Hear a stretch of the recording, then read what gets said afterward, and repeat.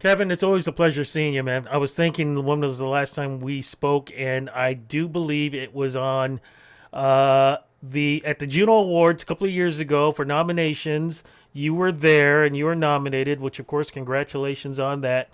And ever since then, man, you've been doing great. Canadian Screen Awards, you had a whole bunch of nominations there too. Like musically, you have been so artistic with your music, sound, and visuals, which is what we're going to talk about. And also, I loved what you guys were doing. Now, of course, you and the Barenaked ladies were doing over the Christmas holidays because you guys had a show going on then, right? Yeah, we were doing a hits and holidays show at one of the Mervish theaters. That was so cool. What was that like to do that, man? Especially over the holidays, and of course with Ed's voice and you guys and your talent, that had to be a cool holiday treat for everybody, especially with everything that we've been going through. Yeah, it was just great to be in a room full of people and sort of feel that energy again and enjoy playing together live in front of an audience. Well, it's been a tough time with COVID, and just curious though, how tough was it for you personally, but also professionally, trying to record your music? Because I know a lot of people now have their own home studios.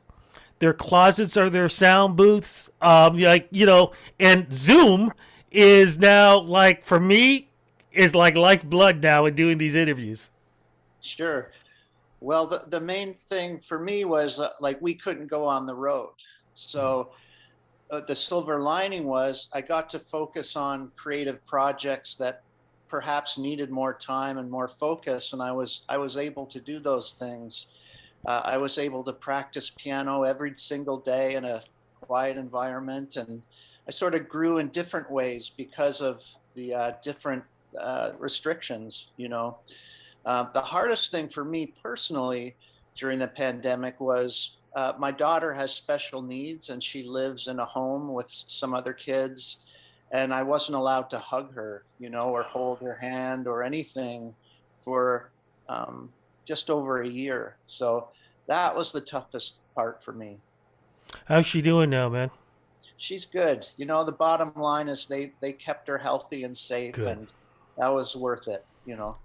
Good. I'm so glad to hear. But what I'm also glad to hear too is what we're going to talk about with this new album because, like I said, I've had a chance to hear at least two tracks, and wow, man, it is heartfelt too. Um, I want to talk about Lou Reed because I know you and I have spoken about Lou Reed before, and I know you've toured with him. Correct me if I'm wrong. But how important was he to your career, and what was it like being around such a musical genius? Wow, that's a lot to answer. But Lou was a musical hero of mine since I was a kid.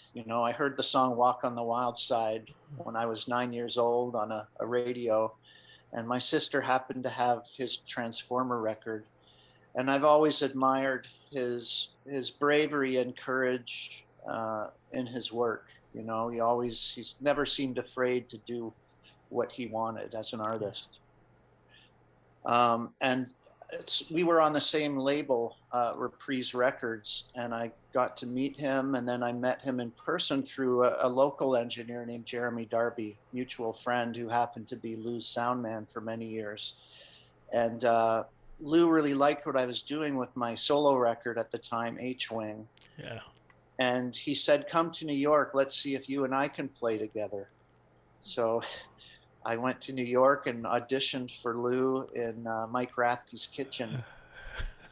And then he made me his band leader. And I led his tours and one-off shows from like 2007 until he passed away in 2013, I believe. Yeah. What was that like when you heard the words "come to meet me to do this audition"? I mean, did your head just zoom right back to that 7, 8 year old kid hearing that song and like what was that like, man? Well, he told me that it was in a restaurant up in Yorkville, and then he gave me his phone number and said, "Call me and come to New York." And then he left, and then I walked home past past the museum there and down past the conservatory building where I used to take piano lessons. And it was just this very fulfilling kind of experience. And I remember it was quite late at night. There wasn't a lot of people around, but I jumped up in the air and clicked my heels, you know? Oh my goodness. Well, you know what? I think if you had a lot of people around you, I think you would have done a Mary Tyler Moore where you spun around and threw the hat up. So Yeah. either Well, way, it definitely works.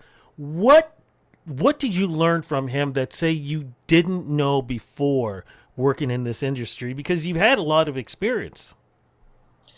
I learned so much from Lou, you know, but I learned about a kind of a work ethic of an artist. He was always working on something, whether it was music or photography or just writing a poem. Um, but I remember running through a song called Candy Says, one of his Velvet Underground masterpieces, and he put his hand on my shoulder and he said, "Congratulations, Kevin, you know the record. I want to hear Kevin Hearn play it." And then he said, listen to the lyrics. What's going on? Like, just get what you're playing from the mood of it. So you know, every day something like that I would learn from him. You know, this makes a great transition then to what we're going to talk about with this album because that's exactly, I think, the feel of this is a mood, is a feel. And then, of course, as we're going to talk about the video too, visually, it's the same thing. Am I looking at that correctly with this? Absolutely, Rudy. Well, for folks who don't know, let's talk about it. What is the name of the new album and what is the reflection on this? Because this is definitely something different and it's great to hear something like this in this era. Thank you. Yeah, it's called There and Then, Solo Piano Improvisations. During the pandemic, I had a routine up north at my cabin. I would meditate in the morning and then improvise on the piano. And then producer Mark Howard called and said, we should do a record like that of you improvising. In the pandemic, I found it hard to write lyrics, songs like I normally would. Um, but this was a way of expressing myself in a way that sort of tapped into all the emotions that I'm sure we were all feeling to some extent through this time, and just a pure raw tap right into it. And so we chose 3 locations in Quebec, 3 days, 3 different pianos. I would just be told where the piano was and what time, and I would arrive, sit at the piano for 3 hours and play. And then afterwards, we went through and kind of chose the best moments. And that's what you hear on this record. And that's why it's called There and Then. You got a vinyl there, man. That's one of the things that folks are going to have a chance. This is a limited thing, though, right? It is. It sounds beautiful on the vinyl, too. Oh, Look at I love that. that. Oh, yes. I love that, man. Oh, we don't see enough of that, too. I absolutely love that. Emotionally, though, recording this, did you ever find at certain points that either A, you got lost in what you were doing, or even B, did you have to stop emotionally? Because, like I said, from what I heard, this was pure energy being focused into music. Yeah, I wouldn't let myself stop emotionally because that was, I sort of had to rise up to the occasion that that's kind of what was being called for from me. Um, but, you know, I was emotionally exhausted after, you know, the sessions. Um, and I did want to get lost. I did want to get lost in it and lost in the music, but there was a fine balancing act. I had to get lost as much as I could without sort of, I also had to think a little bit and be aware of what I was playing and making sure things flowed and kind of didn't just fall asleep and have my head bang on the piano keys. One of the great songs that you have on that, of course, is Lou. But we have a visual for that too. Can you talk about that, please? Sure. This was one of 2 songs on the record that I vocalized, and we were recording in a big cathedral that was closed down. Um, so just singing the word ooh, you know, just really in the natural reverb of the space was very nice and haunting. And it reminded me of Lou's name, so I called it Lou. And I did a video for it up at my cabin with Mike Downey, Gord's brother, who I I was wondering that. yeah. Years ago, I played on Gord's first solo record called Coke Machine Glow on a song called Chancellor. And Mike Downey, his brother, had done a beautiful video for that song. If you haven't seen it, it's on YouTube. But I thought it would be a nice sort of aesthetic for this song. So Mike and I went up to my cabin and shot a video. Are you thinking about, because things are opening up, do you have time to do a tour on this? And if so, how would you do this? Because would we hear the songs exactly the way we hear them on the recording? Would they be done differently? Because we are talking about, this is emotion, and you're going to probably, I'm thinking you're going to go by how you feel, so things could change up. And also, have you thought about, if you were going to do this visually, what this is going to look like? Because I got to assume, man, you're going to have some big ass screens around you, and we're going to see some unusual shapes and colors and pictures and just so many different things. Well, then maybe you should be the video director for the tour. I think you're right, though. It really calls for nice visuals. And I've posted a few snippets of the music with visuals that I've created on my Instagram page. Um, I think, it was interesting listening to this record because they weren't songs that I'd planned. There were no demos, there were no edits, no overdubs.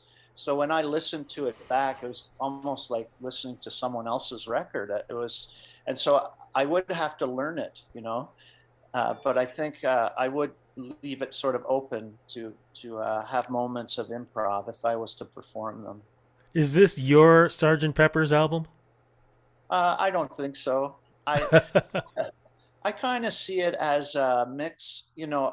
When I learned classical piano, one of my favorite composers was Claude Debussy, and I hear a lot of his sensibility in this record, and I also hear a lot of influence from Brian Eno and his ambient music on this record as well.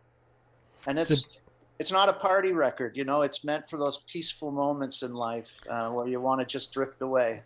and it's something we definitely need, because what we've been seeing on the news, even just recently, and what we've been seeing on social media, this is another way for us to just be taken away from all of that, to just for somewhere for peace. And I absolutely love that you did that too.